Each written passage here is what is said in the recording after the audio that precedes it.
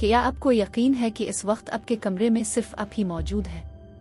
2026 की इस डिजिटल दुनिया में जहां हम हर वक्त स्क्रीन से घिरे रहते हैं, क्या कभी आपने सोचा है कि आपके फ़ोन का कैमरा आपको इस वक्त भी देख रहा होता है जब वो बंद हो?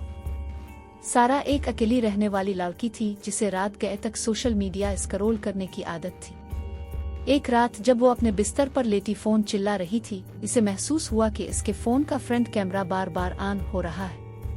वो समझी कि शायद फ़ोन में कोई खराबी है, लेकिन अचानक इसके फ़ोन पर एक नोटिफिकेशन आया, एयरड्रॉप फ्रॉम सारा मी।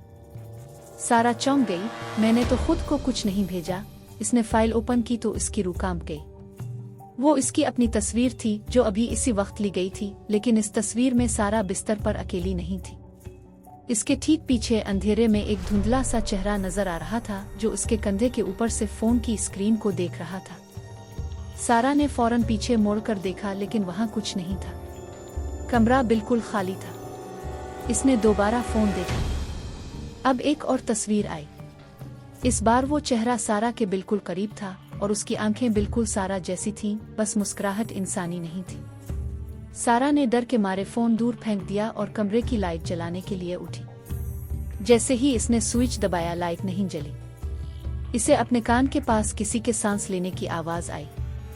एक भारी और धीमी आवाज़ गूंजी, तुम बाहर क्यों देख रही हो? मैं तो तुम्हारे अंदर हूँ। सारा आईने के सामने खड़ी हो गई। इसने देखा कि आईने में इसका अपना अक्स इसे देखकर नहीं हंस रहा था, बल्कि वो आईने के अंदर से बाहर निकलने की कोशिश कर रहा था।